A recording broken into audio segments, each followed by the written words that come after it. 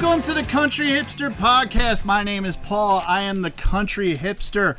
Over to my far left is my co-host and brother Adam, the Country Teen Wolf. To my immediate left here, we have to welcome back Bob Hurst from Bogside Rose and Village Ale Works, right? Our first returning guest. Our first returning guest. A lot of firsts tonight. Bob is our first returning guest. If you recall, he was on episode 5, which was the Billy Joel episode. But we'll get to all that in a minute.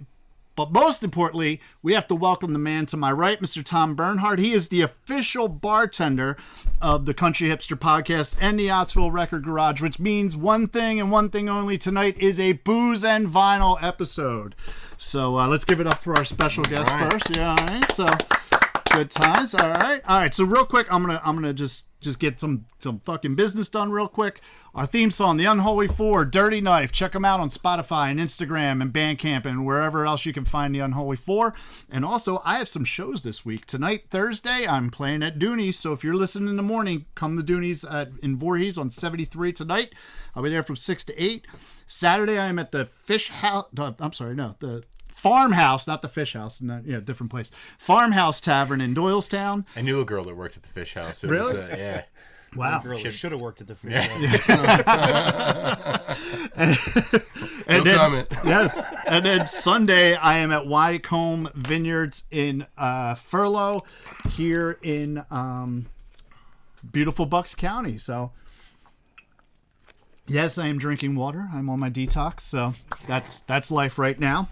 Which I had said when we were getting ready to pull this stuff, I was like, this next 5 episodes are going to be all my picks and are going to be all booze and vinyl, and I'm not going to be able to partake fully. I am going to taste the little drinks, a little sip, a little sample. You know, I think I deserve it. Just a little sip. Just oh no, I've been doing good. I've been doing all right so far.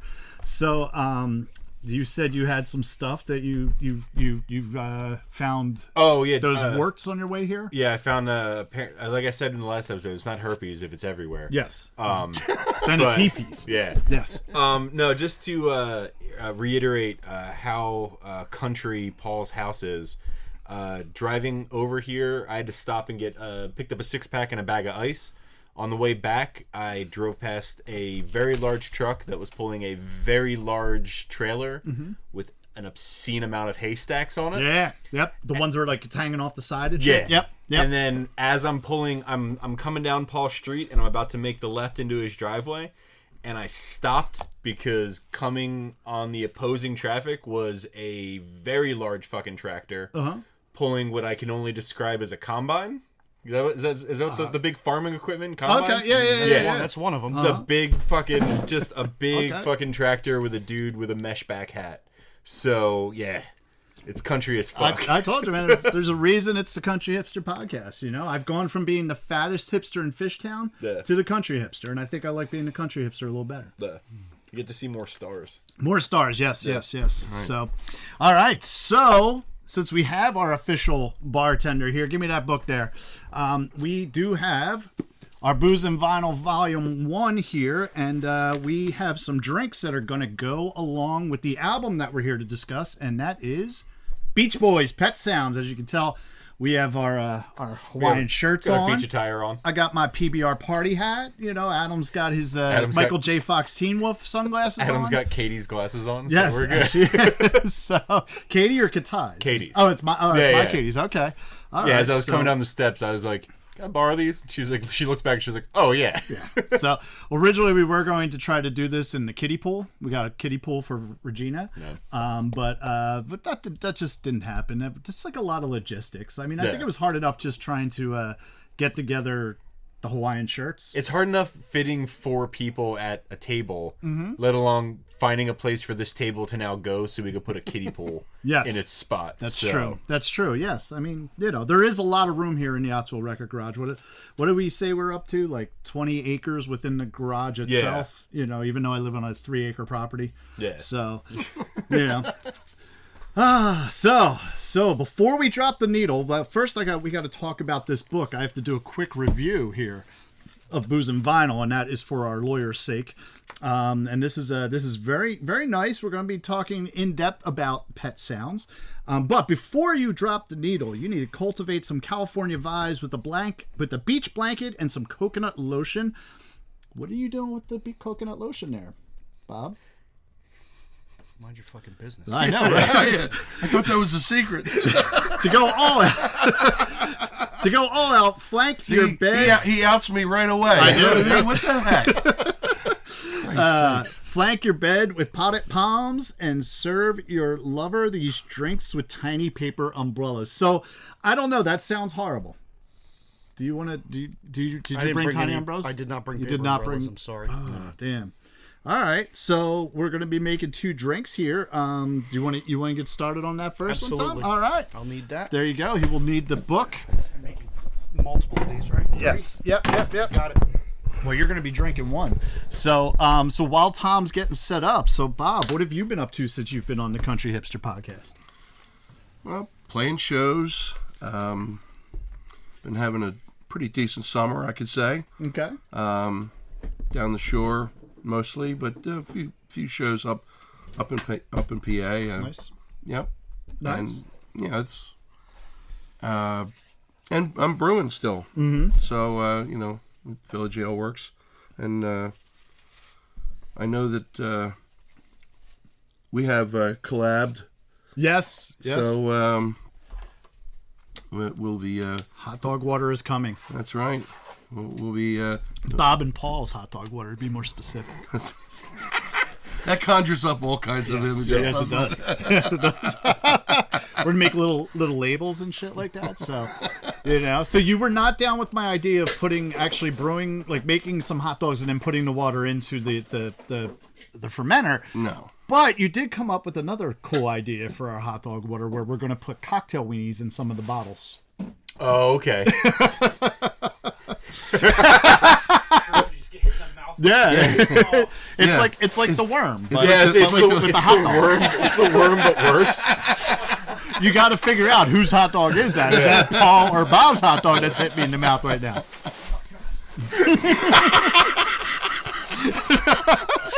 What's great is Tom's over here. I don't know if you can hear him or not. He's getting the ice together, and he's just like, "Oh Jesus, this is Shaking horrible." his head in disgust.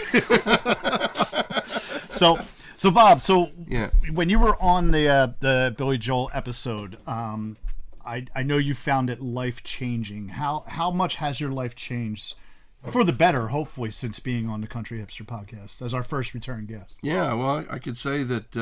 How many more autographs have you had to sign Yes. from being on the podcast?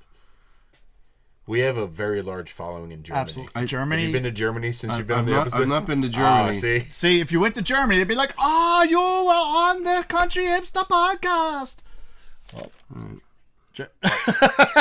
It's never German. So, well, how about Bayron? Have you been to Bayron? I've not been to Bayron. And that was not really a good German accent, by the way. Oh, it was a horrible German accent. I can't do accents. Are you serious? Yeah. I'm You horrible might have at just accents. lost your contingent in Germany. Well, they were less than 1% anyway. But actually, now we not only first I'll start with north of the border. We got some followers in Canada now, so Yeah, cool. So that's what it's all about. Thank you, hey. Yeah. And then What do they say that Canada's red, white, but never blue? that's right. There you That's go. right. All right. Those colors don't run either. Exactly. I guess I don't know. But now also because of Adam's smack talking about all the wonderful people in Mexico and their delicious beers, we now have a Mexican following of true. less than 1% of our audience contingency. And It's more monitoring than anything. Yes. So they're gonna be showing up and they're gonna take you out. and so. I will say, Tom has given me a Victoria and some Corona Familiar tonight. Okay. I still think Modelo is better than both of them, but the Familiar is better than regular Corona, Okay. and the Victoria is good as well. They're all made by the same company. Yeah, still think Modelo tops the list, but they are good substitutes if Modelo is not available. So good substitute for Mexican people. Yeah, exactly. I don't know why you were trying to get rid of Mexican people in Mexico in general. I mean, I don't know what they ever did to you. They make delicious fajitas and wonderful beer. See, you don't even have any comeback. I don't. Speaking of, what are you drinking now? What do you? I do need a beer. I was drinking some Corona Familiar, Well, Paul's grabbing something. I got you. What the fuck? What is this? I don't know. Conehead by It's- Zero Gravity. Honestly, it's been in the fridge for probably 6 weeks now. So Well, I've noticed like there's been a few times where I come up and Paul and Katie are like, "Oh, you need to try this beer," which means they it's don't usually, like it's this usually beer. horrible. Yeah. Well, the one was the Wombat, right? Well, that was actually Jack. Jack bought the Wombat. Yeah, whatever. I don't even know what it was, but it had a Wombat on the thing. Jack thought it was a cool label. Is it Australian beer? I don't know actually, but it was. I didn't even try it. Jack just said it was horrible. He still drank 3 out of the 4, and then the 4th one was still. I think there, if I remember correctly, I enjoyed the 4th that I had. Yeah, but you also like those like berry cream, fucking and banana cream. The berries and cream was okay. The bananas and cream was actually fairly decent. Yeah, I guess. Tom, how you making out there? Doing great, sir. All right, Tom is making up our which one are you making up first? This is side A. This is the pina colada. Side A for the pina colada. I like pina coladas and getting lost in the rain. Yeah. Not always. Who doesn't love making love at midnight? I know. You know, cheating on their wife. Whoa, wait. Cheating on your wife with your wife, though. Yeah. Actually, that's the goofiest thing about that song. It's just kind of like, and I'm sorry, no girl is that cool. Even though she was like cheating too, no girl is that cool that she's gonna walk in and be like, "Oh fuck, you answered my ad and I agreed to meet you. Oh, ha ha ha, everything's good now." No, it doesn't matter. Because like if that was me, You were expecting to see somebody else here. yeah, exactly. You know what I mean? It'd be like, oh, hey, yeah, listen, we're both like trying to fuck other people, but we like apparently secretly love each other. No, that would be just kind of like, okay, let's talk about this relationship that's obviously not working. You know what I mean? That's. I think that should have been the next conversation, not like, oh, do you love pina coladas and getting lost in the rain? If you love talking out your problems. Yeah, exactly. Through a newspaper ad. Yeah. So. All right. So Bob, what you're saying is being on the Country Hipster podcast and being our first return is like a dream come true for you. You never realized how much you wanted out of life until you got on the Country Hipster podcast. Is that an accurate statement? Well, I'll go with everything that you're saying there. Okay. I'll nod and smile politely. The testament is that I came back. So You did. know. You did. And actually, know. it was very good. You are our first repeat. Yeah. You got to put the blender on? Blender's going on, ladies and gentlemen. Here is some static. It's not bad. That's not bad at all. It's actually really not that hard. I mean, even the sound waves aren't going too bad. I'm actually probably the reason the sound waves are going too bad. Okay, biggest horse's ass. Isn't that what you're supposed to do? And there's like a bunch of noise in the background. And so, yeah. I don't know. I think I saw it on Cheers. Okay. The talking pole, the building just go back on. All right, there we go. So we got some pina coladas coming up, made by the official bartender of the Ottsville Record Garage and the Country Hipster podcast. And yeah, we'll see how it is. I got to do just a little bit, not too much for me, unless you want to pour a full one for yourself, and then you can, I'll sip it, and then you can have the rest. There you go. We can do that. We can share. Yes. So as I have mentioned, I am on a sugar and alcohol detox for the next few weeks. Just trying to get things back in order. Friday, definitely after Friday, I definitely need to do this. I went to see Dave Matthews on Friday, which is to say that I don't remember much about the Dave Matthews concert at all. But I did have a very fun day. We started our day off about 9 o'clock in the morning. Did they play Crash? I don't know. I couldn't tell you. I honestly don't. I really don't. He needed to get inebriated enough to go over to Camden. I do know that I heard. Here you go. Pass them down. I did hear them do a Beatles cover, and then at one point the crowd was singing "Can't Help Falling in Love with You." Beyond that, I really couldn't tell you much about the Dave Matthews concert. No. I'm gonna say I'm probably still not a fan. No. I mean, I remember like a lot of like all that kind of shit, but it was a fun experience overall. You I guess it was a good remember thing some that you Dave Matthews shit. The whole day was fun. You know what I mean? So we went to some cool breweries. We actually went to Human Robot down on 5th Street. Got to do some of their Czech beers. I had a milk tube, which I never had before, and that was pretty good. Which is basically like this tube with like a bunch of foam and a little bit of beer at the bottom, and it's very delicious. Milk tube, I thought was what you called your boyfriend. You just described a foam daddy to me. Though. Wow. Go. Like, Foam daddy. I There got you a go. beer with 1 ounce of beer and 14 ounces of foam, and I paid $9.50 for it. Yep, pretty much. Okay. These were $5 though. So, all right. Still a bargain. Yes. So Twice the price. let's try these pina coladas since we have to do a review. I'm a here. little I'll take suspect of these You're a little recipes, sus- but yeah? I'm a little suspect of the recipe we just followed.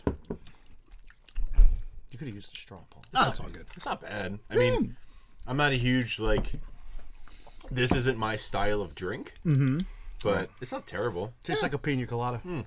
It does. I mean, I probably, am not a huge fan overall of pina coladas, but that's nice. That's nice. It's not like I was suspect of the bitters. When Yeah, I was gonna say, they called for bitters, and I was like, I don't know about that. That's what I was going to ask you is, first off, Tom, what in your background makes you, what's the word I'm looking for? aficionado. No, I'm not aficionado. What brought you to being the official bartender of the Ottawa Record Garage? Oh, so I used to sit there and sell beers to the 2 people who would show up to watch Paul play at the Tiernanog. Oh, Pretty much. Yes. Yes, and that's Chernow and Trenton. Yeah, the Tiernanog in Trent. Yes. I've been a bartender for 4 years. Uh-huh. And then I worked elsewhere for a many years. It's always been my part-time job. Yep. Cool. And I was a little confused when I looked over and I saw you putting bitters into it as well. I was like, wait. I've never used bitters for a pina colada, but I don't make a lot of them at an Irish bar. But I've made them over the years. It's not bad. Okay. On difficulty level, what do you think the level of difficulty That's is a- of making this drink? On a 0 to 10. 0 to 10. That's a 1. That's a 1. That's Yeah. easy. Okay. All right. Just collect the ingredients, mix them together, and blend it. Okay. Nice. So as far as making it, how would you review the making of this drink for the Booze and Vinyl book, which we are doing a book review? Yeah. The recipe is legit. I mean, it's not it tastes like every other pina colada I've ever had. Mm-hmm. They're never going to be the best drink you ever had. They're never going to be the worst. They're just okay. Okay. It's a good way to get. There's a lot of rum in there. I'm not like. I made enough for. There's 3 of them in here. Each one of those has 2.5 ounces of rum. Like wow. that's a big pour. Okay. Jesus. So yeah, What's a standard shot? Like ounce and a half? Ounce? ounce and a half most places. Okay. Yeah, the little tiny when you get the little thimble shot glasses, they're usually an ounce. Okay. But most places, ounce and a half, ounce and 3/4, somewhere in there. Nice. All right. Not too bad. Not too bad. Well, I will say that my little taste there, I think it reminds me of the Beach Boys' Pet Sounds, which we were actually here to talk about tonight here. Wow. Actually, all these people here, and we're like only 18 minutes in. I think the first 3 minutes was just fucking around trying to get the camera angle right. So. I can imagine that if not this Tom, but if Tom, who I always apologize to, is a viewer, not a listener, he saw the thing come up and 4 people sit at this table, and he probably went, "Fuck, man." That's probably the rest of our viewers, Yeah. and I don't think he views. Although he might, I think he's one of our YouTube subscribers, so it's possible. It's possible. But so we are here to talk about the Beach Boys' Pet Sounds and drink some drinks that go along with it. Real quick, here are some factoids. This was one of my picks from the 25 records in my collection. So I stopped Adam's hat trick, which is very good. Oh, you didn't stop the hat trick. It happened. Oh, well, I stopped it. I didn't let you expand on your hat trick. There you go. I made Gretzky bleed. No. So this is the 11th studio album for the Beach Boys, and it was released on May 16th, 1966. Apparently it was a lukewarm initial critical and commercial response. But it's funny. So you would think of it as a lukewarm response by the critics and I guess the people buying records, yet it still fucking peaked at number 10 on the Billboard top LP charts that year. So it's kind of like, hey, I would love to have a lukewarm album that only peaks at number 10. You know what I mean? Like, yeah, it's most people would probably kill to just have anything they make mentioned as lukewarm. Their lukewarm makes it into the top 10 is fucking ridiculous. Yeah, Just to make that chart is good. Yes. Just to be on I got something on Billboard Top 200. It's like, fuck, good for you, man. We're But numbered 199, but damn it, we're on there. doesn't matter. You're in there. That's all that matters, So this was written and produced almost entirely by Brian Wilson and guest lyricist Tony Asher.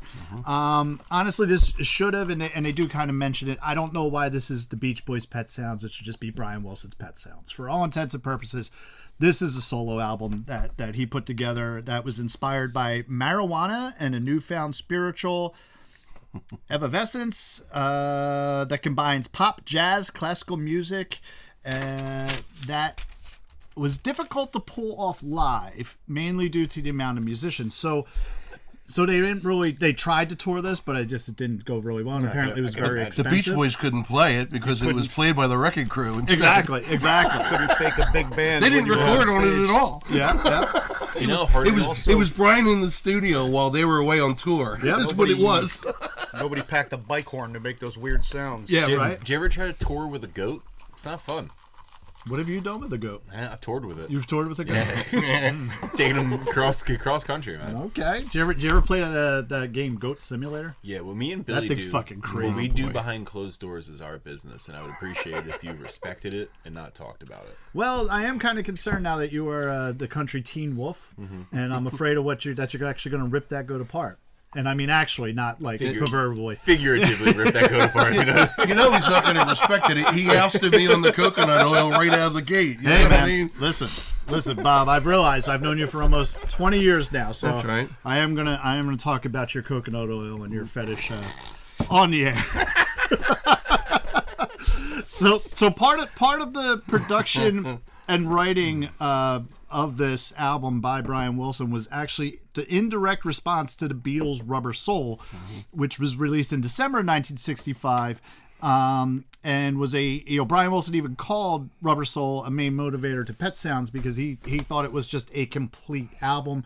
And I know when they were recording it, they talked about the Phil Spector Wall of Sound, one of the first albums to really use the studio as part of it, as the instrument, and that was apparently what Brian Wilson was going for. And was definitely, it's funny, you think about it. Like, I mean, I don't really think about it now because I know there is no competition to the Birmingham Six. Yeah. But a lot of those bands back then, they really were kind of competing with each other for airplay and record sales and stuff like that. And, it's very interesting that he would write an album specifically to go against the Beatles album, which obviously Brian Wilson wrote the better album. So... But then the Beatles upped them with Sgt. Pepper's after that anyway. No, it's still better than that. So, this it's interesting that you say that. Keep that thought in mind and continue. Okay. This album sold 2 times platinum in the UK, which is platinum in the UK is apparently 600,000 units, and What's platinum in the US? Platinum in the US, where it also hit, is 1 million units. Okay. It's metric. Yep. Yeah. Metric equivalent. Yes. It has been consistently. It was okay. So we've talked about the Rolling Stone top 500 albums of all time. In 2003, 2012, and the 2020 list, Beach Boys' Pet Sounds has been ranked number 2 on all 3 lists. Really? All 3 lists, it hasn't changed. The number 1's changed. One of those times being, I believe, Sgt. Pepper. But consistently across the board, you have the Beach Boys' Pet Sounds. Again, a lukewarm critical response. Yes, that peaked at Number 10. 2. Number 2 Multiple years running on the top 500 albums of all time. Yes. I Lukewarm. Think yes, but it was only lukewarm. Well, you can say that, and Paul, I'll let you continue, but just I feel the need to make a point on that. Yes. When Pet Sounds dropped, first of all, half the band was lukewarm with it when they came back. They got on board with it. They recorded the vocals and everything, and they moved along. But every album prior to that was surf rock, upbeat. Yeah. This was the first departure from that particular genre that they were involved in. It was not super poppy. Nope. It was a more intelligent kind of an album, right? In that way. I mean, lyrically, it was more thoughtfully written. And as Paul stated, it was very much Brian Wilson's brainchild, right? He called it himself his first solo album, even though it was a Beach Boys album. Yeah. And so lukewarm an initial lukewarm reaction turned into a much favorable response Yeah. down the road. Right? Yeah, well, I definitely think it's one of those things. Like it's art. Like, you know what I mean? It's one of those albums that's art. Not everybody gets art right away. You know what I mean? So I definitely think that's one of the things with this album that makes it so great. And so I understand. Keep that thought in mind. Continue. Okay, all right. So I do understand why people at that time maybe didn't get it but that's also shows how pioneering it was, because they didn't know what to make of it because they never heard anything like it before. But also from 1993 to 2020, it appears on 16 best of lists. So there's like a bunch of different lists, like top 100 albums of all time, top 200 albums in the 1960s, so on and so forth. There's 16 lists, that separate list that it appears on, and I think all but like 4 lists, it's like no lower than 10 of like whatever that all-time list is. So it's pretty great. It is, personally, for me, I think it is now, and this is a funny statement. So it is not my all-time favorite album ever. It's really not my number 1 album, but I think it's the greatest album ever written. If that makes any sense. Wait, say that one more time. I think it's the greatest album ever written. Okay. I really do. I feel definitely. You're not alone in that. Yeah. A lot of people consider it to be one of the greatest rock albums of all time. Yep. So, on that note, what'd you think of it, Adam? So I for some reason just decided to not type shit down on my computer and just wrote legitimate post-it notes so I don't forget shit. To your statement of not everyone gets art right away. First time I listened to this album, my thought was, meh. Okay. Listening to the album on the way up here today, I was like, okay. Better than meh. I'm probably not I'm not gonna probably put on Pet Sounds to get the crowd going on a Saturday night. Oh yeah, it's a weird album to get things going on Saturday night. I mean, it's enjoyable. Definitely, I can understand. Like I get what it's hard to separate it from them making fun of it on Dewey Cox on Walk Hard, which is an amazing sequence of events and like a sequence of scenes in that movie. It's actually great. Where the guy's like, a goat sings more than me on this album. Yeah. To touch on what Bob just said, how Beatles upped them with Sgt. Pepper's. There was a moment, I can't remember exactly what song it was now. Driving up here, there was something going on, and I'm like, this has a very Sgt. Pepper's feel to it. Like a third of the record. Yeah. There's one, but there's like one specific thing where I was like, the moment where it clicked, I was like, oh, okay, I'm like, this has that vibe to it. I have a feeling like I'm not a fan of the Foo Fighters. Okay. I like the Foo Fighters hits. I don't like the Foo Fighters. I think I might be a fan of the Beach Boys hits. Okay. And not the Beach Boys. But they're all hits. What are you talking about? I know, but like... No, I get you. And I talked about how I was, on last week's episode, I was excited for this album to come out because, I've always heard Pet Sounds. I've always heard Pet Sounds, never listened to the album. I've heard songs off of it, never listened to the album, have always heard about it, that this was, the big Magnus opus. And it's... I get that he was I get it that we're Well, here's what I will say. You're trying to do something different, but like I have a note. Here. Okay, and I do believe it's a complete album. It's groundbreaking for its time, but possibly a little dated. Yeah, you know what I mean. At least you talked about it with I think it was Brand New. You said 2004 Paul may have liked this album. 2023 Paul, is I don't even know the 2004 Paul would, but I guess there's more of that possibility. Yeah, if I like band music in 2004, like you. So looking back, I was born in 1990, so I can't say 1966 Adam would have liked this album, but I can understand. But Bob, you were born in 1966, weren't you? No. I'm sorry. It Go on. wasn't. This album was not around. So, like, I try to look at it from that perspective, like, knowing what the Beach Boys sound is and, you know, was leading up to this and coming out with this, I tried to put it in that perspective of, like, you know, I kind of started to question was it progress for the sake of progress, though? Like, progress, like, doing something different just for the sake of it. So yeah, that's good. I mean, Brian Wilson would be the only one who really knows that. But, like, honestly, I'm glad they did something different. No. You know what I mean? Because you can only, you know, how many times do you want to hear Little Surfer Girl or Fun till your dad takes the T-Bird away? Never fucking do that again.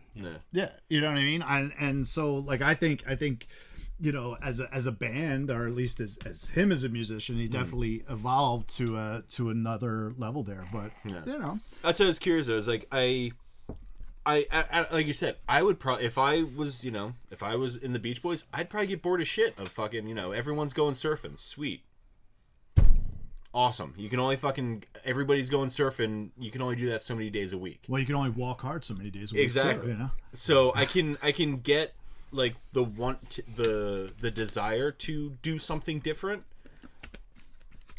but, like, is that enough reason to do that? You know what I mean? I think so. Okay. I think so. Right. Yeah.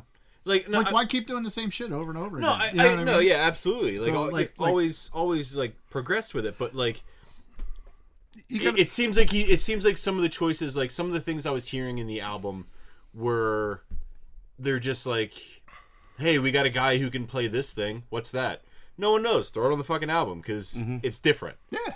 Like, there's the whole time, a few songs, I hear fucking sleigh bells, and I want every time the song ends, I want the fucking Beach Boys. What was it, Run Run Rudolph or whatever the fuck it is? Yeah. I wanted it to come on next, and it fucking never did. So one song starts and it sounds exactly like that. And I listened to it probably 18 times, and I hear it every single time I hear the song, and I wish I could remember the name of it. But yeah. So on the whole, my initial thought to the album was meh. Mm-hmm. Listening to it now, it's moved further than a higher liking than meh. Are you saying that it's moved on? Yeah. Okay. We've referred to it before, and it seems weird to refer to this because it's, like you said, Rolling Stones is listed as the number 2 album. How many? Three different lists. Three different lists.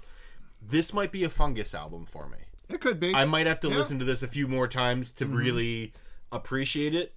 But I mean, just after a handful of times, my appreciation has already gone from why the fuck did Paul make me listen to this album to okay. All right. I'll get behind it. That's kind of how, like, Vampire Weekend was for me, where I was like, I don't know if I like this, and then all of a sudden I'm like, oh no, I actually like this. I'm really happy that you brought up Vampire Weekend, because listening to this, there's a few times where I'm like, oh, Vampire Weekend, fucking listen to Pet Sounds in absolutely. a big bad way. Thank you, Bob. I was like, Jesus Christ. Yes. There's one song that literally, I'll have to look up the track listing while I'm talking. But there was one thing there was one song that literally I'm just like, this sounds like, I'm surprised I haven't heard a Vampire Weekend cover of this. I should probably use one too. Here. Oh, thank you. I don't know. Yes.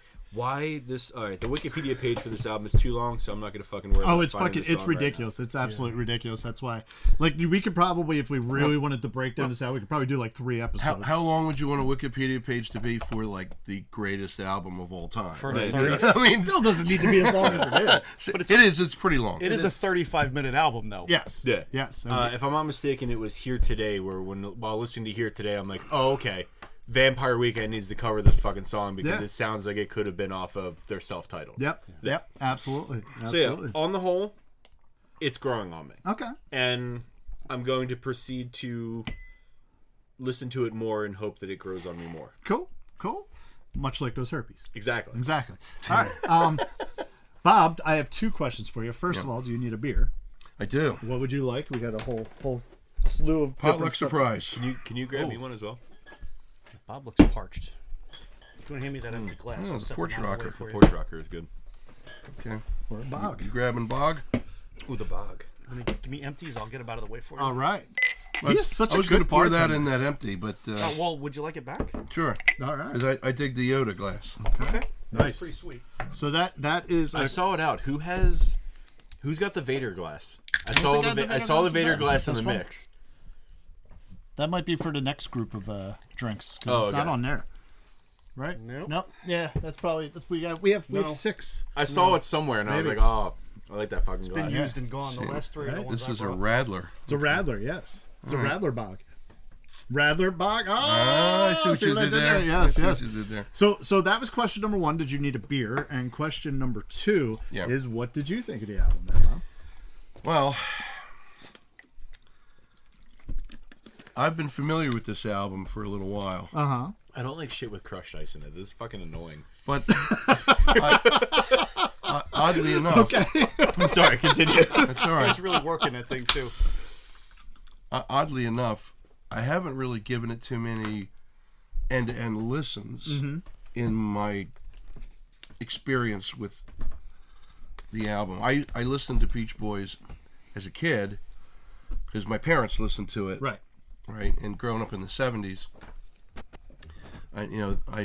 we used to have 8 tracks of Beach Boys that we would play in the car, Right. right, and then at home, and but they didn't own Pet Sounds, right? So I think that I didn't really hear Pet Sounds until the 80s when, like, I was in high school and started to buy a lot of music and experience a lot more than what I would get at home. And but it had been a while, and knowing that we were coming up on kind of talking about this album, I put it put it back on and listened to it again, and it hit me different this time around than I remember it from before. And what I remember about this album is stark difference between all the stuff that I'd heard as a kid, which was all the surf rock music that they were known and familiar for. And so, but overall, like in the last couple of days as I was listening to it to prep to talk about it, I really thought about the album, and kind of as Adam was saying, you listen to it and you're like, I don't get this, or it just whatever. Why? Why? The question comes.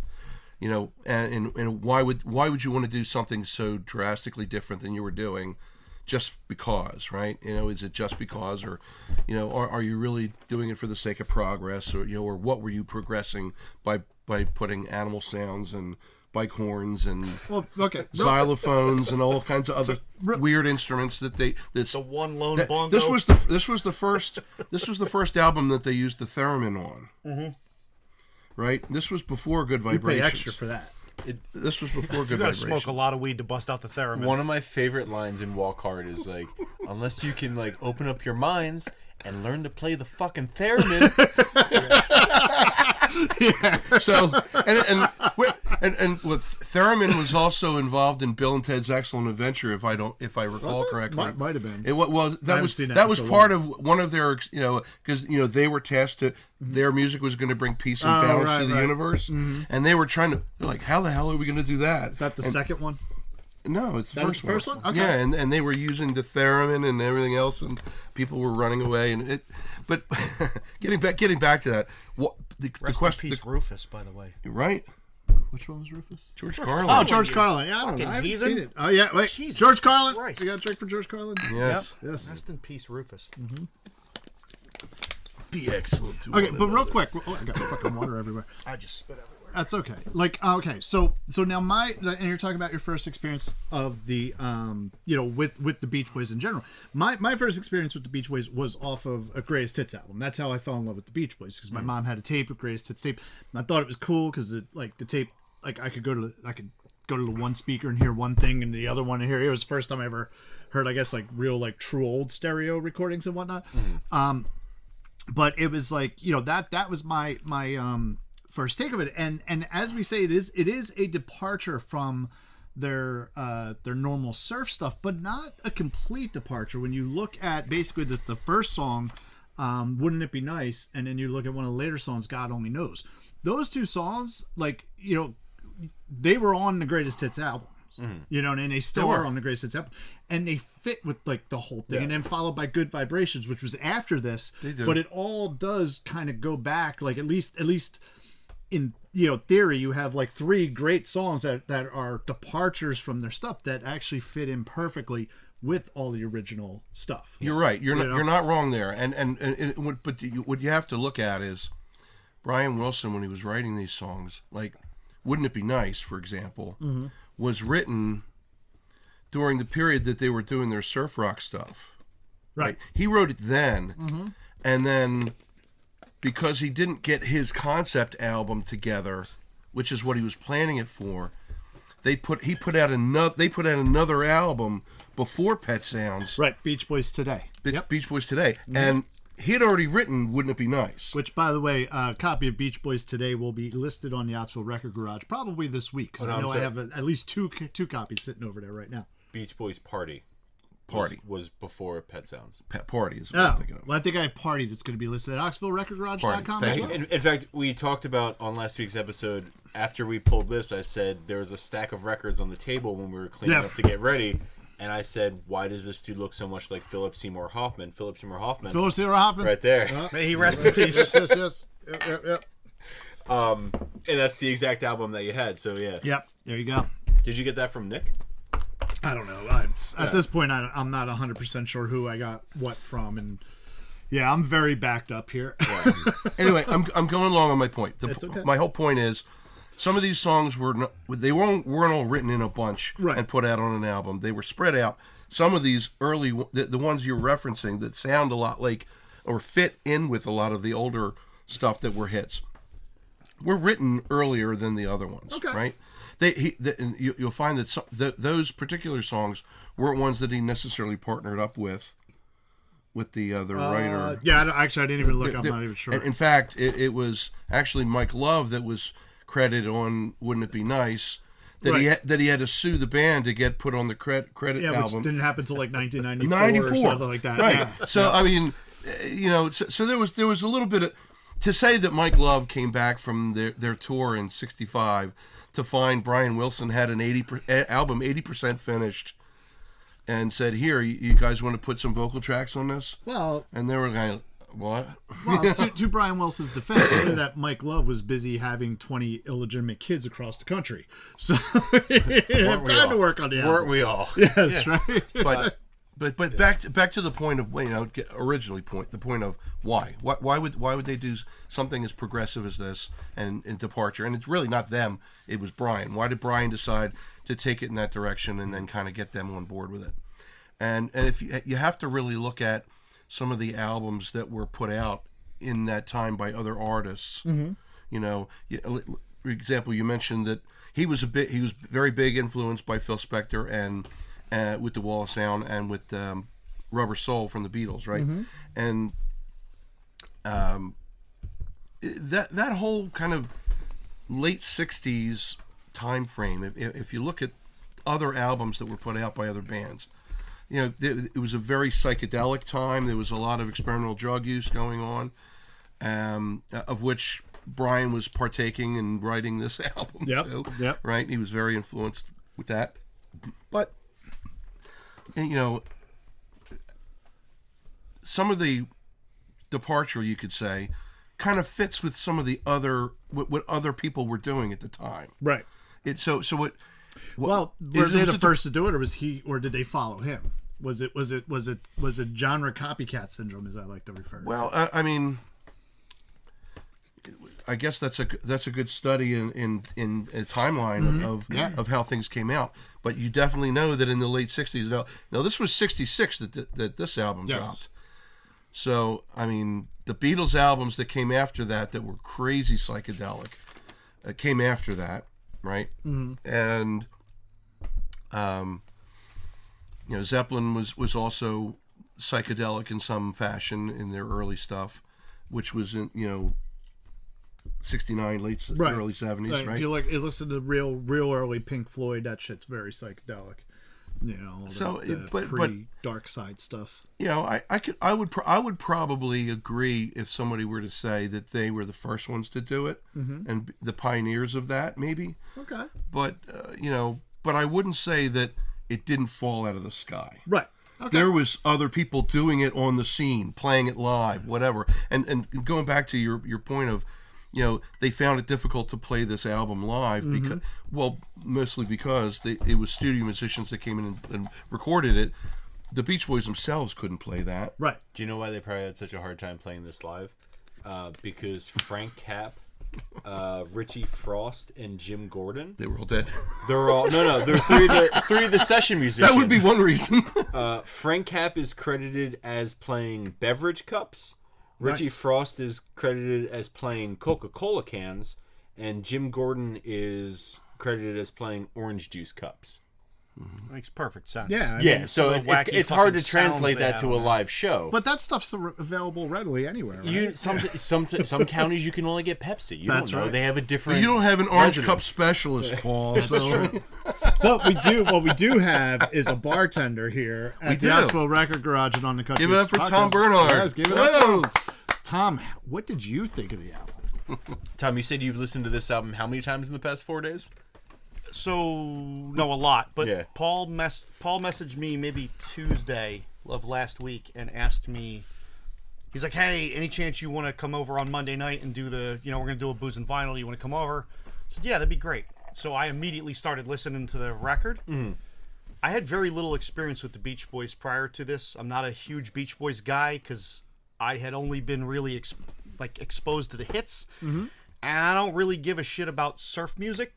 I don't never need to hear about surfboards or any of that shit. Like I Fast don't cars, none of that. I don't like most Beach Boys songs. Are you not being true to your school, Tom? That's Alice Cooper. Sir. No, it's like be true to your school. Rah, rah, well, rah, rah. That was True to your school. Twisted Sister did be true to your school. Didn't they probably covered it. Okay. Covered the Probably Beach like Boys song. I would probably like the Twisted Yeah, Sister cover probably. better.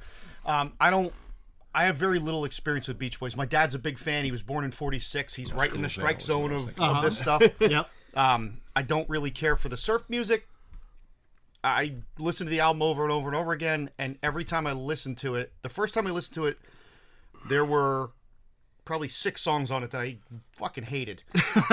And every time I listened to it, it got less and less, and I started, like, Adam called it a fungus album earlier, and that's true. I think this gives me hope. I'm not going to say I love the album, but in the, let's say, approximate, like, I listened to it twice today. Like, it's 35 minutes. You can just, I would listen to the original version, too. Like, in mono and, and then I've been listening to it on Amazon Music in my car. If I had to take an estimate, I'd say 15 times I've listened to it in the last week. Very nice. I had a couple of questions. There was some weird shit that I had about that. Like, I've never written a song. Like, I know you have, and I know you have, and I'm assuming you probably have. Is it hard to write an ending for a song? Did anybody else notice that literally every single fucking song on the album They just fade out. every song, every the single best way track to fade, fades the out. best way to end a song is to slightly Some of them fade they were out still fucking singing, and then just replay a part of it at some point. Like at the one but point? they would just Yeah, the fade one it right song? to the end and boom, next Yep. track. And then also, to me, the Beach Boys are known. When I think Beach Boys, I think you got a bunch of guys that are really good at harmonizing. Like really good. Like, It's It's almost like a barbershop quartet. why would you have 2 instrumental Fender songs guitars. on a fucking Beach Boys album? Like, that really kind of confused me. But again, not a smart man. What do I know? Not a musician. I don't know anything. Yeah. I agree with the 2 instrumental songs. It's kind of like, all right, we really needed more ventures right now. None of these guys are known to be like virtuosos with an instrument. Right. If you got a Joe Arnold, you put a instrumental track on there. Joe Arnold from the Birmingham Six, who Yes. plays on the song "Move On," which is our ending music here on the Country Hipster Podcast. Incredible though. But if you've got a Joe Arnold, you put an instrumental on the track. Yes. It's just so weird when you have 4 guys who aren't known for playing an instrument to put multiple. So yeah. Other than that though, the more I listened to it, the more I liked it, and I legit probably like all the songs on it. Nice. album now. Now, here is the most important question before we move on to our next drink: is, do you feel the pina colada goes well with Pet Sounds? Yeah. Beach Boys Pet Sounds. Yeah. Yeah.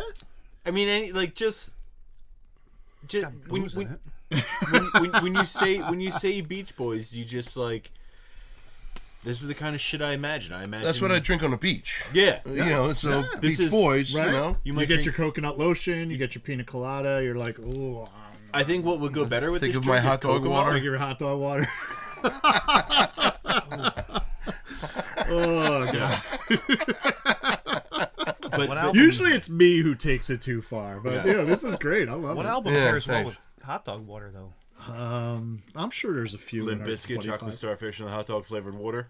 That We're just doing seems like too much of a red Season herring, 2, though. baby. Look Any out for Guar it. album. Oh, I fucking love guar. Yeah, Guar's fun. That was one of my first I've been- concerts.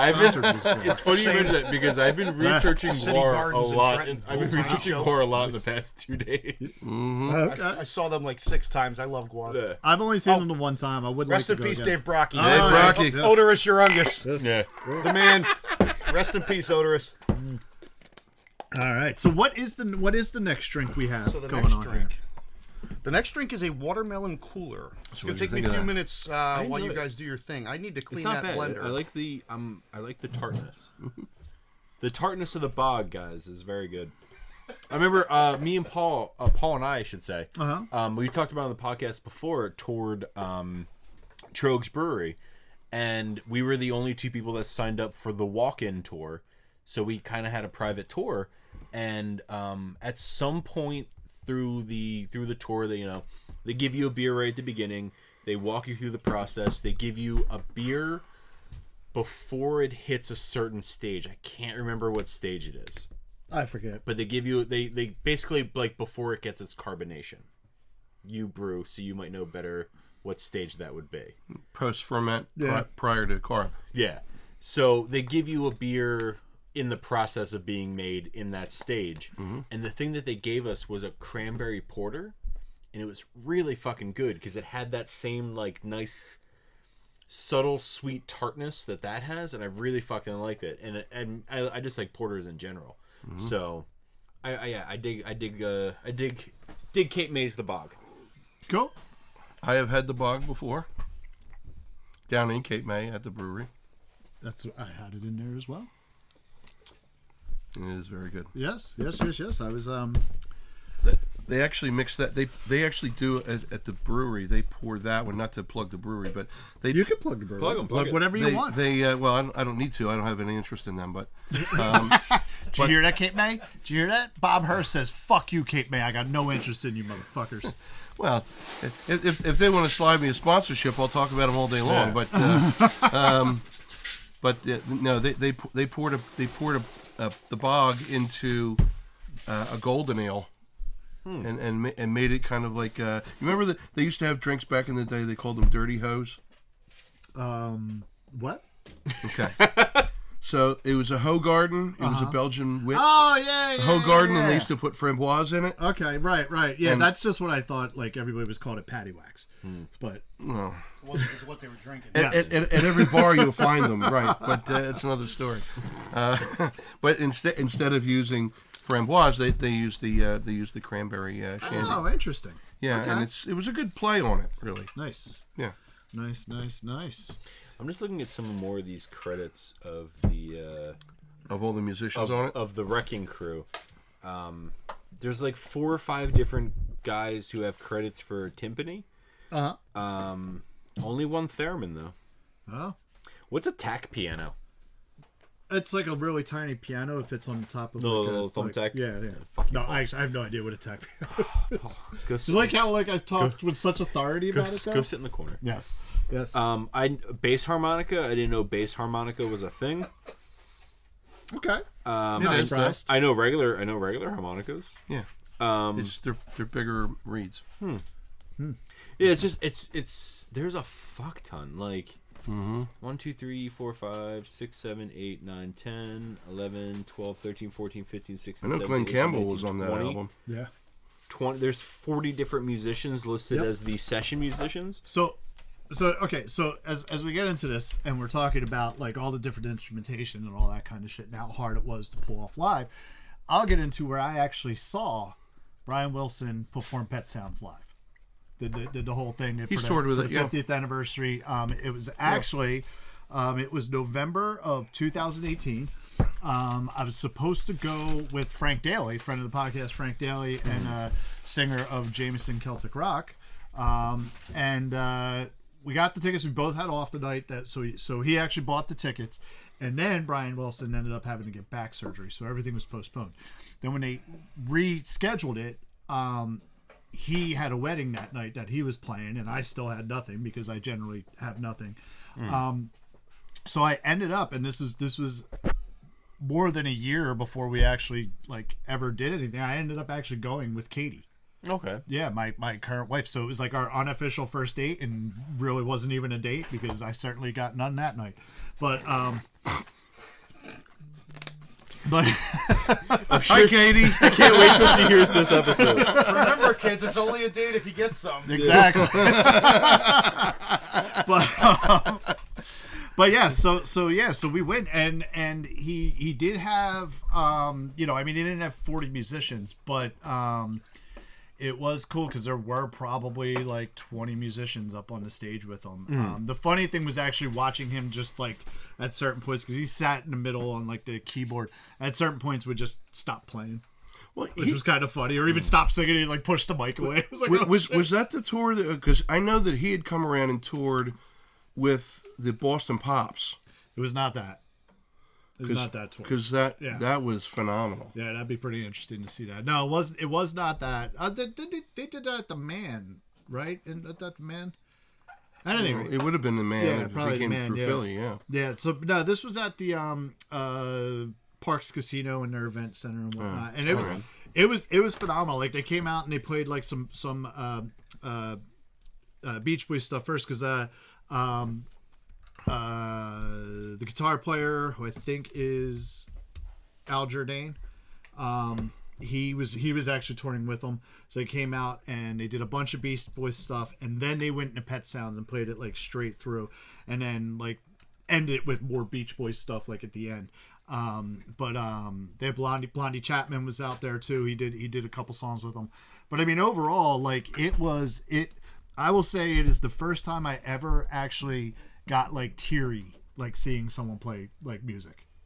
And it was just because it was just that fucking good. It was just like, wow, like to sit there and to think about like everything like Brian Wilson like had gone through. You know what I mean? This is coming from a place of sheer ignorance. Is Brian Wilson still with us? Yes. Okay. Yep. On the topic of everything that he's gone through, has anyone else besides me in the room ever seen the movie Love and Mercy? Yep. Good movie. Yep. You got John Cusack, who's John Cusack plays the older version. Who's you know yep, John Cusack. Paul has the John Cusack universe. Is that what it is? John Cusack universe theory going on. But you have John Cusack playing the '80s version of Brian Wilson, and then Paul Dano playing the younger version. Yes. Which I'm making that, Tom. Oh, great.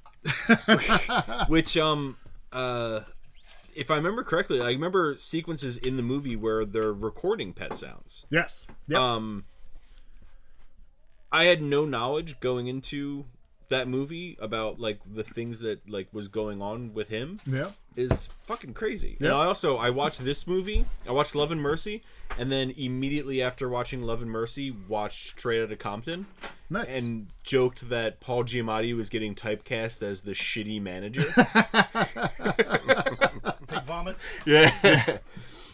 So I was like, oh, I'm like, that's a weird fucking role for him to pick, but okay. But I thought that movie was really interesting. Like I said, just because I had my knowledge of the Beach Boys was Surfing USA, and what's funny is I actually didn't realize that either until, of all things, the Bare Naked Ladies did the song "Lying in Bed" just like Brian Wilson did, and I was like, that's kind of a weird lyric, and then I looked it up. I'm like, oh fuck, the dude like lied in bed for like how many years? Years. Years. I was like, oh, He got out of bed. He would write all his music in bed. Got out of bed, recorded it, got back in bed, and that was it. Yeah, man, it's like fucking crazy, you know. And then of course, you know, probably the best thing to ever come from Brian Wilson was, of course, Wilson Phillips. You know. Yeah. You got a little Carney, a little what's the other one? China. China. Yeah. There you go. Yeah. And then The best thing to come from Phillips girl. is Phillips. What's the other? You're like, I like that it's the best thing to come from them, and you're like, I don't know any other fucking. Yeah, I don't know what it is, so I can tell you. I can. But that's the best thing. I can hold on for another day. There's that one though. There's that one. Well, but no, but China was Phillips. China Phillips. Right? Yes, right. So And Carney was Wilson. Carney, so. yeah, Carney, and then who was it? What was Cindy? Wasn't it Cindy? No, Cindy Wilson was Laverne. Or it wasn't even Laverne. It was Wait, which one was Laverne? Which one was Shirley? Who fucking knows? Swiggy. It wasn't Squiggy. Just digging deeper, dude. Hey, it's all good. That's what we do here on the I'm just Country watching Hipster Tom. Podcast. That's a lot of watermelon in that fucking thing. We do. It'll. Following a recipe that I was given. Hey, it's go. fine. All right, here we go. We got the blender. It's coming up right now. There it is. This might take another minute or so as it's blending. There's a lot of solid There's a lot of watermelon in shit there. Man, it's looking good though. I don't know if you guys can see this. Oh yeah, they got it. Yeah. Oh, Close enough. that looks good. Damn it! Why do I have to be on a sugar detox? There's no sugar in watermelon. Yeah, it's true. Yeah, but there's the alcohol. I can't drink. There's the no alcohol. sugar in alcohol. It's clear. Look at it. Yeah, it's fucking clear. Don't be There a can't be sugar. Oh, absolutely. pussy. You know what? Fuck you guys and your fucking alcoholic tendencies. So, Speaking of it, can I have another beer? oh yeah, sure. What do you? Am I just grabbing whatever? Bob was over there. He wasn't asking about my progress for his health over there. He was you go. thirsty. Anybody else? You good? I'll take one just because I don't know how this one's gonna taste. It's gonna taste like watermelon. It's gonna taste like watermelon Watermelons and rum. So. and rum, There you go. which frankly I'm okay with. Yeah. Oh man. Watermelons and lime juice. Like, So this is a watermelon cooler, which is supposed to be for side 2. Before Paul goes into that, I just want to comment on the fact that like I do woodwork, so like I see woodworkers who have sets of chisels that come in a very nice rolled up leather case. I know where you're going with this, right? Tom shows up like as legit as you could fucking possibly can, with like an obscene fucking amount of tools right over here. Would you like me to explain that? Yes, So I work at a little tiny Irish bar. that doesn't have And shit. So you gotta when bring your people own. come in and they ask me, "Hey, can you make me an old fashioned?" and I go, "Well, I can, except I don't have bitters and I don't have an orange, and fuck that." So I bring it with me. So I show up when I come into work on a Saturday. I work every other weekend at this bar. I come into work. I bring a bag of oranges, a bag of lemons. I bring a bag of limes. I bring tools with me. I bring simple syrup so I can make. I bring an espresso maker. Like I bring all this shit so that we have 40 types of Irish whiskey. Can't make any drinks with them. No. That bothers me. So I'm like, no. When people come in, I want them. But I look at it also as a business thing. Like if you want an espresso martini made with Irish whiskey, you need to come in when I'm working. Yeah. That's part of the deal. Very nice. I Very like nice. Yes, that's why you are legit. You are Yeah. the man. That's why you are the official bartender of the Country Hipster Podcast. I might have been the Yeah, only that's what we- volunteer also. Yes, but that's Okay. besides the point. Oh yeah. That's beside the point, Paul. That is look over that completely part. besides the point. Listen, we chose you. You didn't choose us. That's how it goes. So, watermelon coolers, sunset in a glass. Yes, kick back with your babe and make out like you're on the beach, like Bob does with his coconut lotion. Is that why you keep touching my leg? It is. It Under is. the That's, table? oh, is that your leg? Oh, Nobody else can see it because of the. I can see what they're seeing. That's right. That's right. I'm gonna try 100% this. Paul keeps touching my leg under the table. The little bit I'm gonna savor this. Adam's gonna hate it 'cause it's got crushed ice in it. No, I mean Just showing hands. all the crushed ice is at the top. It seems like, but this is That's like creamy deliciousness. yeah. This is It kind really of is. This is kind of enjoyable. Mm-hmm. You said is there as much rum in this as there was the last one? Less. So, Okay. but Okay. we're not talking. We're splitting hairs here. It's slightly less. Right, Like, right. I made 3 of them in the last batch. That was 7.5 ounces of rum. 3 of them here, 6 ounces of rum. Oh, okay. But also, triple sec doesn't have a lot of liquor in it, but there is triple sec in it too. So, you know, You're bumping it back up an again. ounce of triple sec makes up for a little bit of that. So this would fuck me up because I could actually drink these. You drink all 30 of these fucking day, and then Yeah. at the end of the day, I I'll say be like, this what the doesn't hell? taste. And then you wake up on this lawn with no pants on, Yeah. and you're like, yeah. It happens. The pina colada definitely had a boozier It's taste. happened before. This just tastes like someone just know. fucking like you feel just like the- blended a watermelon. I feel like the bitters in the Pina colada. pina colada. When I made those, you wouldn't be able to tell me it was bitters, but once I'm like, okay, now I know they're in there, I can taste it. Yeah. That made it taste like an actual drink. Other than that, it was like a Slurpee. Like, Yeah. Okay. Yeah. No, it's nice. It's very nice. Yeah, so I can get behind this. Like Yeah, this that's is good. I think I don't even really like. I never really cared much for pina colada, like even flavored like candy and like other See, shit and all. You know, I'm- this is definitely more. I don't mind In my pina colada wheelhouse. flavored stuff. I like the flavor of coconut. I do not like actual coconut itself. I don't Okay. enjoy eating pencil shavings, and that's what coconut is. But I enjoy the flavor of it. Like I've always enjoyed pina colada flavor. There's one of the Red Bull put out a flavor it's essentially pina colada flavored, which is I think one of my favorite flavors of them. So I've always enjoyed that. I just don't enjoy the coconut bullshit. But Okay. I like. Which do you like better, this or the pina colada? Me personally? Yeah. This one. Paul? I think I like this one, but I think I like the watermelon cool better. This? Yeah, I say this definitely wins Yeah. over the pina Yeah. colada. Yeah. Told me there was 2 ounces of rum in there, I wouldn't buy it. Like, No. you don't Oh yeah. taste it. No, you don't taste any rum whatsoever. It's just it's like smooth. Like I said, I'm like, man, that's like creamy. I guess when you Yeah. when you put it all together, Between all the lime juice and the watermelon, you just Yep. don't taste it. It's Dude, very good. It is very good. Very good recipes here from Booze and Vinyl. There's volume 1 and volume 2 by Andre Darlington and Tanaya Darlington. Pick it up where bookstores, Amazon. It's actually this one was a gift. Volume 2 I got on Amazon. It's a very good book. Yeah. That is my official review of this recipe, the 2 recipes that we have here, and this is a book review as per the lawyers. So, so where are we, man? How are we feeling about Pet Sounds overall? Like, what do we think? Optimistic? Optimistic, okay, because you got like the fungus. Because I've got the fungus, and I've heard Tom talk about how he started off with 6 songs he absolutely hated, and now he's at the point where there's pretty much no songs that he hates. I'll skip the instrumentals because I know they're instrumentals and Mm-hmm. they don't make any sense. But the rest of the album, I have come to appreciate Okay, what he was trying to do there. No. all right, So I'm optimistic. okay. Bob, what are your feelings? I like it, Okay, but I agree, as has been the consensus across the table, that it takes a little while to kind of get used to the idea, and it warms up to you as you give it more listen. nice. So it's intellectual, as I stated before. It's one of those. It makes you think, and it's one of those you don't. You could put out a pop hit that's immediate, hits you immediately, and you're snapping your finger, tapping your toes. Mm-hmm. This album is not it. Right. This album is definitely something. It's a listener's album. You listen to it, you absorb the lyric, and think about it. Yep. I guess. There you go. And your overall feelings? I liked it a You lot. liked it a lot? Yeah, Okay. I didn't like it at first. I was kind of, I don't know. I don't know anything about music. I don't make music. I'm not in a band. I've never played an instrument. That's okay. I I just don't know know- about alcohol, but I know drink what a I lot. like and I know what I don't like, and I don't. Growing up, I didn't like the Beastie Boys. Yes. Growing up, I did not like the Beach Boys. It's funny you say that. So, Paul gave me a guitar a year ago that was broken, and this weekend I finally took it upon myself to try to fix it.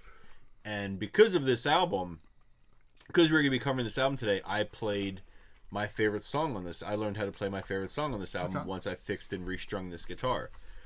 And my girlfriend said, I said to her, I think the guitar might hold up. And she's like, oh, because it can hold up to the Beastie Boys. And I was like, that's the real test. I'm like, it can withstand the Katai. Beach Boys, but if Yes. I can play Sabotage on it, we're fucking set. Okay.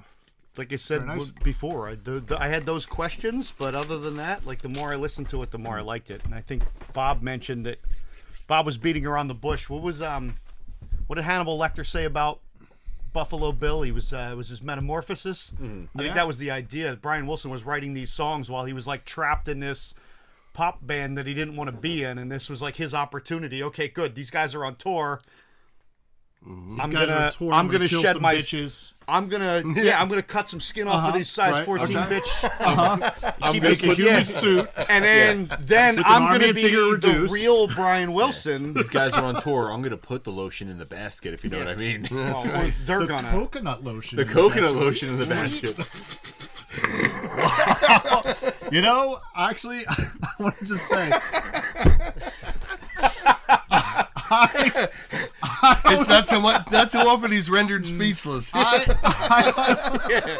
told Paul I wouldn't hit the table, but I had to hit the table for that one. I always thought that I would be the person to do the weirdest thing on the Country Hipster podcast. Now you got beat to it. But I just got beat to it. There you go. Thank you, Well, I was playing into the Hannibal Lecter, you know. Wow. We all knew right away.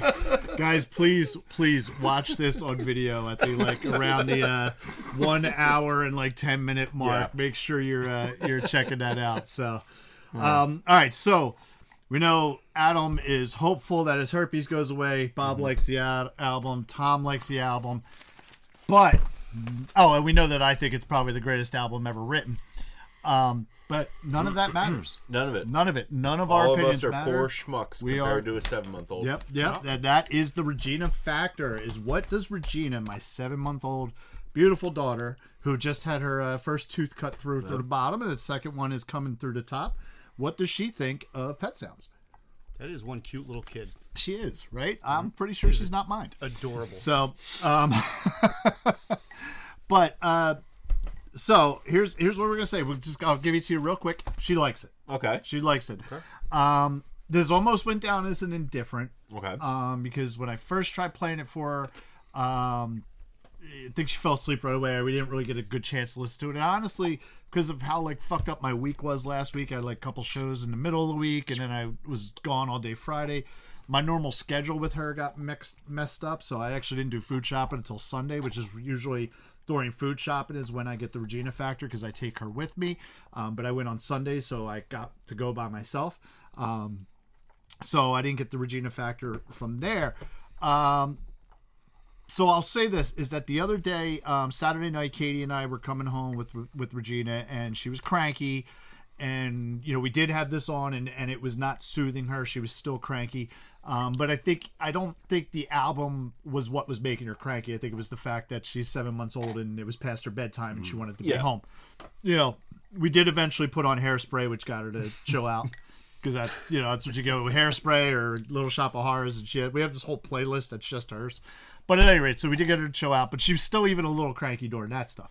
But this morning, we had to take a little run today. So I put it in the car, and normally, like we said, she'll fall asleep pretty steadily in the car, pretty quickly. And so I put it on, and we're driving, and I'm watching her, and she's up, and she's listening. She's not singing, she's not cooing, she's not kicking, right? But she's listening. The kid fucking listens to music. Stayed up the entire time from when we got into the car until we got to the supermarket, which here, the closest one's 20 minutes away. So during that time where this kid usually falls asleep 2 minutes into the car ride, she was up and listening to the music all the time. So that right there gives me the that she likes the album. So that's why we're going with the Regina factor of a like, which brings me to, with the Regina factor, that she likes 2 of my albums and dislikes 2 of them. Adam is still at 7 likes and 1 dislike, and we have 4 indifferent albums altogether at this time. Would it be morally irresponsible for us to get the Regina factor on the cocktails that we drink on the episode? Yes. Okay. Yes. Especially we if you're can't. making a record of it. Definitely. Yes. No, we can't do that. Especially for filming it, yes. Listen, probably the most Well, they know she's teething, Yes. Probably the closest we can come to anything like that was letting your 18-year-old blind daughter drive your car. It's true. And talking about that. That was pretty on badass. Yeah. She enjoyed I the would have fuck done out of it. Yeah, well, you know. Yeah. But I'm just saying, there's a difference between letting your 18-year-old blind daughter drive a car Letting and a my 7-month-old 7-month-old give us a have 2 ounces of rum and Yes. just 2 ounces of rum and bitters. That's Yes, all it is. Exactly. So, all right. Because we go this way usually every week. Adam, top 3 songs. Top 3? Top 3. We always do the top 3. I know, What the fuck are you talking about? but it's fucking rough because I'm still in that hopeful section of this album. Well, you know, it's fine if you only got 1 or 2. I mentioned earlier that I think Beach Boys might be one of those bands where I like the hits and not the deep tracks. Number 1 on the album, the song I learned to play on the guitar that Paul gave me that I fixed, Sloop John B. Okay. Definitely I would put that as number 1 on the album. Number 1 on this album for me. Number 2 and 3 are kind of a toss-up. Wouldn't It Be Nice and God Only Knows. Okay.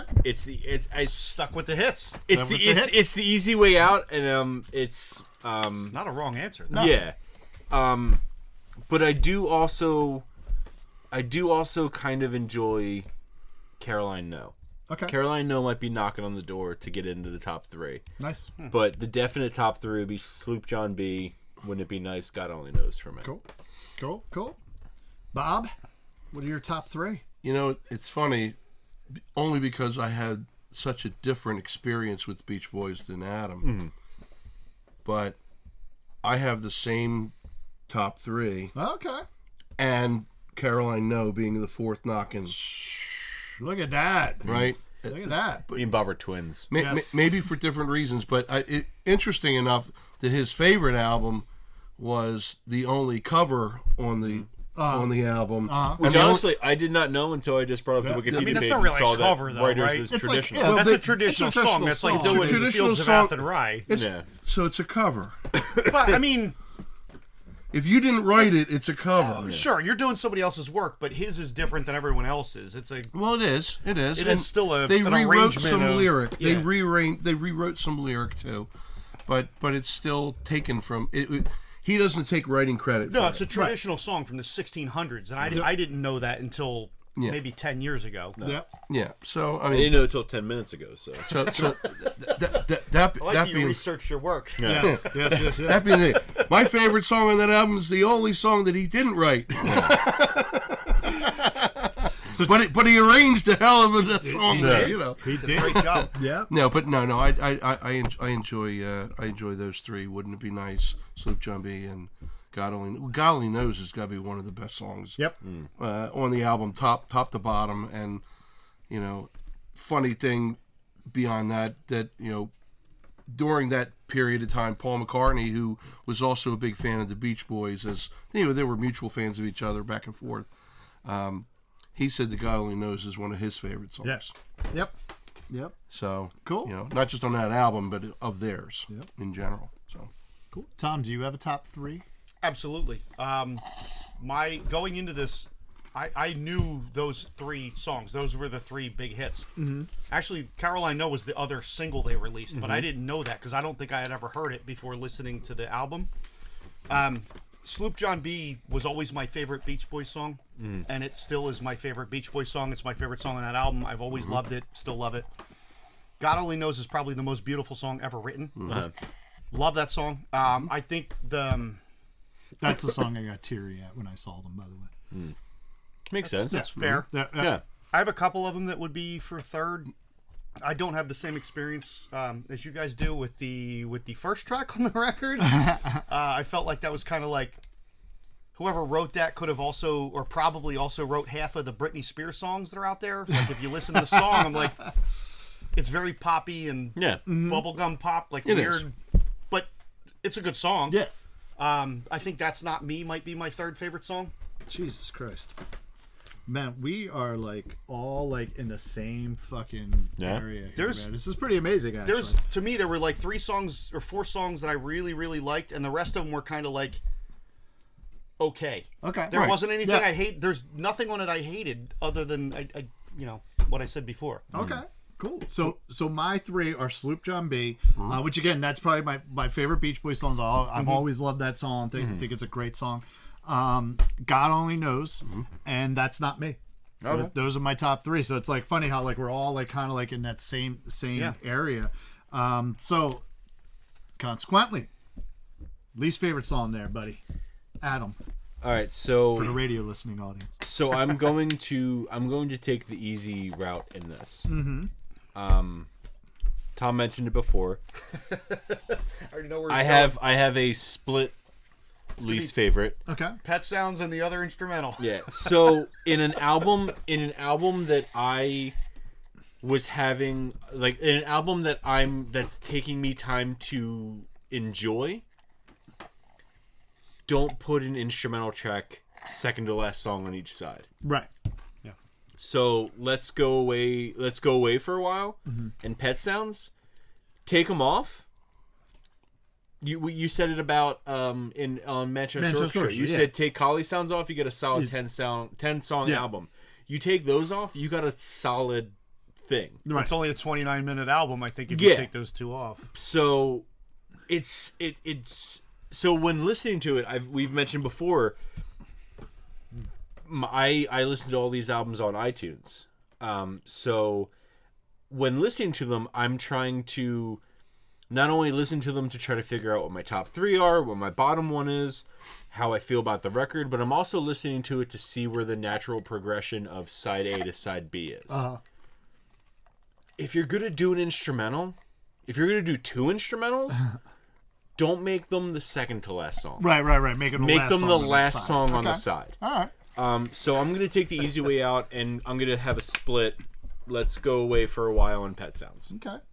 Bob, least favorite? And the last 30 seconds of Caroline No. Okay. All right. Oh, you mean the train The crossing? train and the goats and stuff? Didn't make any sense See, to I me kind either. of dug that. Yeah. No. I kind of dug that, but all right. See, I would have appreciated it more if it wasn't directly preceded by Pet Sounds. Okay. You cut Pet Sounds out, you have that little 30-second outro. I'm Totally fine with it. Exactly. Yeah. Yeah, and to that point, I would cut Pet Sounds from this album. Okay. It's the title track of the album. Right. Get rid of it. Right. It is, and for the only reason is there's no, well, it's instrumental. It's no lyrical content. All it is sounds. Yep. No. All it is and very random and weird. And you know, I get it. One man's art's another man's trash, right? I did not find this artful. No. Okay. I didn't. Cool. Tom? I'll co-sign No. with the 2 of them. Those were my least 2 favorite, or my 2 least favorite tracks on the whole album. Were the 2 instrumentals, and they to me, like, when I think the Beach Boys, I don't think of just weird noises. Like, oh, this guy has the horn that Bozo the Clown used on the show. Like, cool. And every 10 seconds, there's one smack on the bongo. Like, this doesn't make sense to me. Like, the weird noises just to be weird. I don't get it. Yeah. The I Coke understand cans he and was the a- beverage cups. And Yeah, the, dude, He he's was smoking expressing it. marijuana. That's during not all he was the doing. I hate that they're leaving out, like, the good stuff he was doing. Yeah, because right. I smoke a lot of weed. I've never made an album like this. this stuff. Wait, do you have access to a theremin? No. That's why. That's why. Yep. I think you need Quaaludes to get a theremin, though, and they haven't made Quaaludes since the 70s. Nah. So, but yeah, I'll co-sign with them. Like, the 2 instrumentals, they made no sense. But I get, maybe he just ran out of material, and instead of putting out a 28-minute album, he's like, yo, I'll put a 30-second train crossing on here, Right. and then these 2 3-minute instrumentals. Okay. He claimed that there was no filler in this album. Right. We all know that's bullshit. There's some but, filler in this album. I'll like, say, yeah. yeah. So okay, so I'm on board with Pet Sounds. I have a slash. I am on board with Pet Sounds as being one of my 2 least favorites, but my other is actually Don't Talk, Put Your Head on My Shoulder.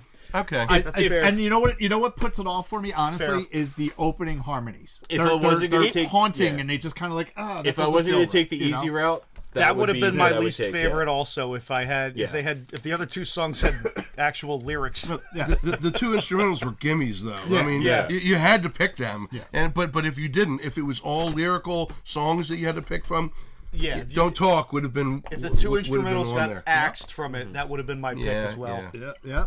Awesome. So now we're on to the next important segment of the Country Hipster podcast that does not involve alcohol again. Discogs value. I would say the monetary value. Monetary value of this guy right here. Okay, so what I have here from my personal collection is the 2016 50th anniversary 180 gram mono pressing. Same year that they did the 50th anniversary of this here, they also put it out in stereo. What's funny is Katie wanted a copy of Pet Sounds. This is before we were dating. She wanted a copy of Pet Sounds for her personal collection, and specifically asked for the stereo version, where I already had the mono version. Now we technically have both. So what happens if you play both at the same time? I don't know. The earth stands still. Yeah. You know. So, but yeah. So I have the Mono mono version's better. It is. So that's what I have is the mono version. Katie Now, upstairs has real the quick, stereo can version. you go into a little in depth of the difference between you say mono is better? Yep. Just give us a little bit of detail between. Do you have a note that says you're going to go into it? Okay. same wavelength. Because I remember Segway, tee him up. I remember sending Paul. I talked about it on While he's flapping his gums. I want to say the brand new episode. We talked about how the store on the boardwalk of Ocean City. Okay. I texted you about the original pressing of Big Lizard in my backyard. Right. I had texted you probably a year later about a mono pressing of some Beatles album that I can't remember which one it was. Some piece of shit album. So, Paul, since you had it in your notes and you're already going to talk about it anyway, please go into the difference between mono and stereo. It's very simple. Mono has one channel. Stereo has two channels. I never got stereo in high school. Yeah, and that's it. Mono is all the sound is preserved on one channel, whereas stereo is preserved on two channels. So now, Bob, why do you say that mono is better? All right. So this is a pretty easy one, actually. In a lot of cases with musical composition and it's all about panning. Okay. Right? For stereo, and Paul will know this when you do sound, and you have two speakers up. You have a left and a right. Bob, talk for a while. I got this. Go ahead. Get really in depth about mono and stereo. Well, no, it's The more detail, the better. Right Yeah. now. it's not going to take too long, but it'll be long enough for him to return. So, left and right means you're splitting the signal, right? So you have an output signal, and an output signal in a mono situation goes and it stays together, and you can send a mono signal two directions, and it's all one, right? It's not split, right? So in a stereo situation, you split the signal, and you push some left and you push some right, and you can pan it so that each individual channel can have its own landing spot, left or right of your ear, of what you're experiencing sound wise.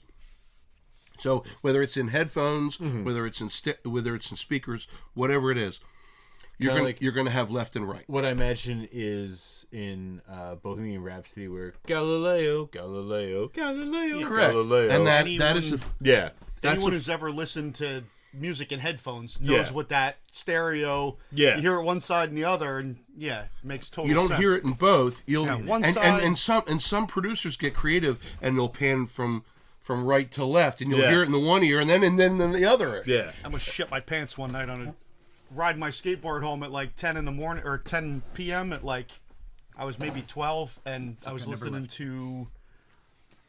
Sir, I was listening to Pantera. I was listening to Cowboys from Hell. Yeah. Because that's what you do when you ride a skateboard when you're like 12 years old. I always listen to Cowboys from Hell when I ride skateboards at 10 p.m. When I had my headphones on and Medicine Man is playing, and you could hear one side and the other, and I swear it was like a weird little noise, and I thought somebody was. I'm like, turn around, I gotta fight somebody.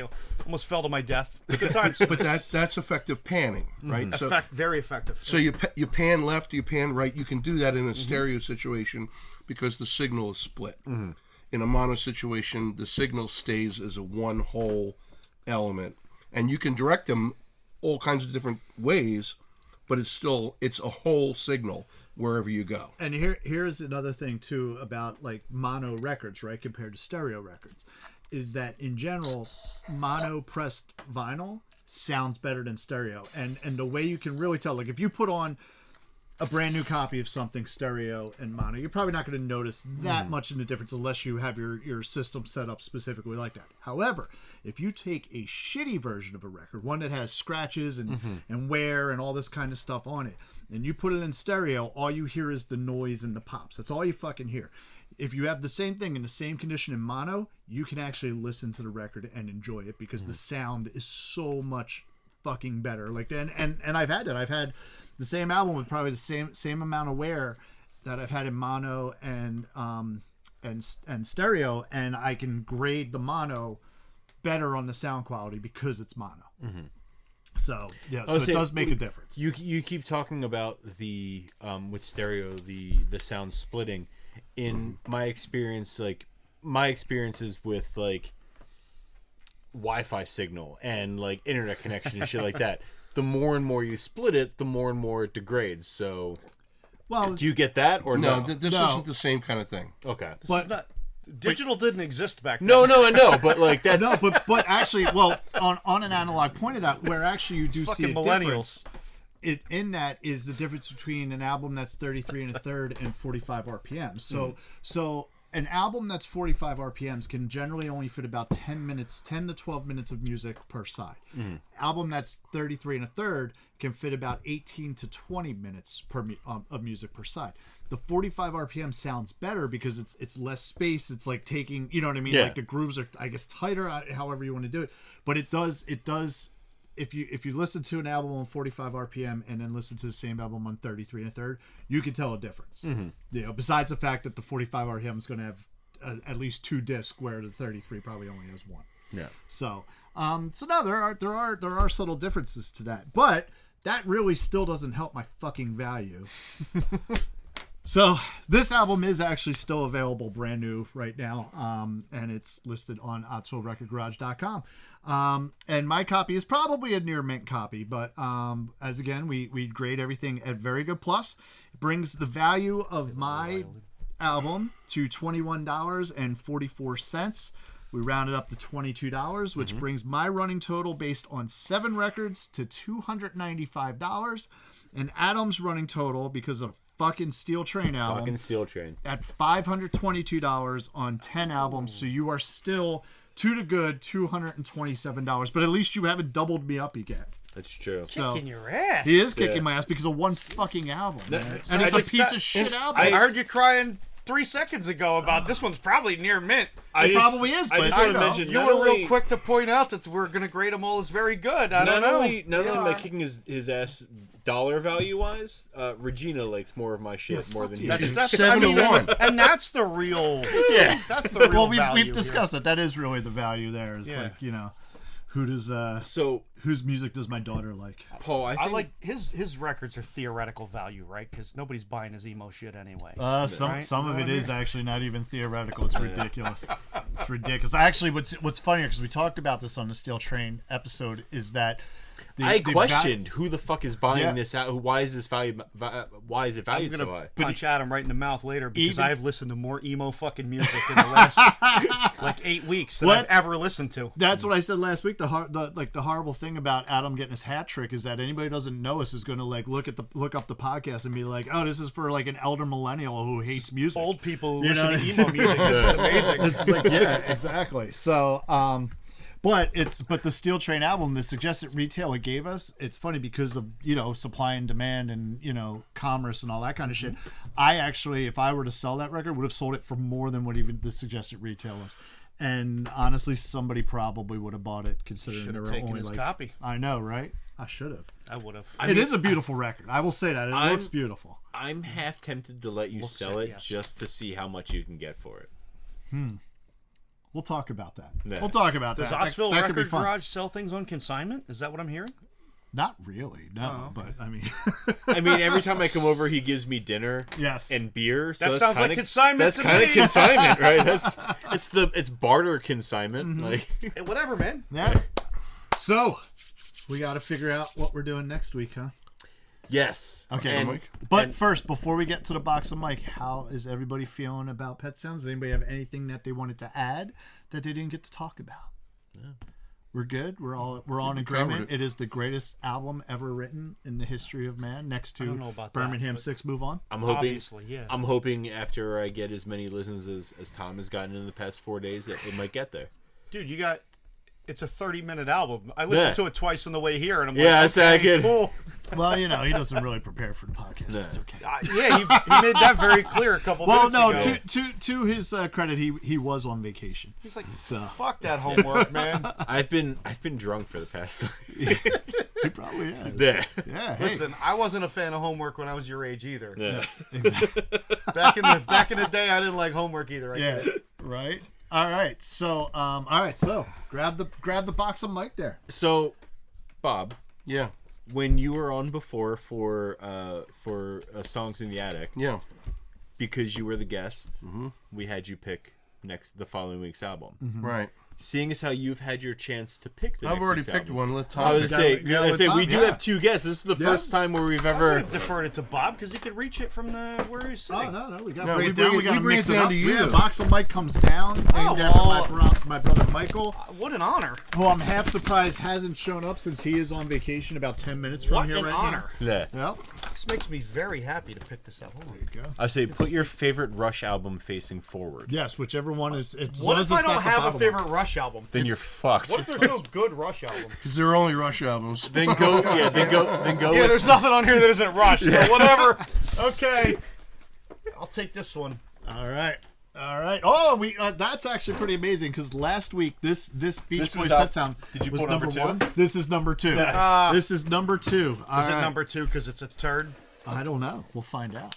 We shall find out. If it's one of my albums, he'll probably make that joke. It so- probably. If I'm it's sorry, one I of didn't your steal albums, it joke, will be a Paul. I'm turn. sorry. It's okay. It's all right. It is. One of yours. It is one of mine. All right. Tom, what are you doing next week? See, didn't I fucking call it? Fucking Monday night, I don't have a lot of plans. Okay, well, it is another Booze and Vinyl fucking episode. It's not Beach Boys again, is It it? is not the Beach Boys again. I'm so excited to hear what this is. But what it is probably Oh, one I of saw- my I saw you. all-time favorite albums, The Cure, Disintegration. Nice. Man, this is like I fucking told you I'm on a sugar detox. I'm gonna go on a fucking run, Yeah. and I'm gonna get all of these. All the booze and Is vinyls. it? I Yep. say, is it in that one or is it in the second? The I'm looking now. It fucking figures. This is what 18. Oh man, but I am very excited about this. Is another one of those albums that like we talked about, like when I mentioned like The Queen is Dead and The Violent Femmes. This is one of those albums that it was just a real quick like this. I'm doing this. Yeah. I'm doing it. You know what I mean? I think it is in this one. Maybe I'm it's looking not. just in case. Yeah. But yeah. So and we have definitely possible I don't see it multiple in this one. guest on this one as well. I do know it is a Booze and Vinyl though. Yeah, maybe the other one. See, Paul, if you were like me, when I wrote down my cards that had the booze and vinyl, I wrote which volume and what. Oh, this page is they actually were on. volume 1. The I Cure, did. I wrote a 200 little Sure. 1. Oh, so You found it, right? I had to look in the gloss or in the index because I'm. Oh, being okay. That's okay. I That's failed to alright. mention that I'm a dickhead and I can't read, so. You never learned how to read, huh? It's pretty amazing. Okay, so we got a Oh, couple. we're going to the liquor store, buddy. Okay. All right. It does include Miller High Life, though, so you're Yes, going it to be does. sad. I'm very going to be really sad. Actually, looking at this makes sense for the Cure because I don't even know where you're going to find this shit. Okay. Good luck, my man. We will we do. got a week to order We it. got Amazon for liquor over here in Pennsylvania. There you go. All right. So next week's episode is The Cure, Disintegration. I'm very excited about that. Are we good? Are we adjourning here? Yeah. We are. All right. Well, thank you, Bob, for Thank joining you, us guys. again. Thank Right you, on. Tom. Thank I you guess for we'll be having seeing me. you next week as well. Yeah, I look forward to it. And in the meantime, it is time to.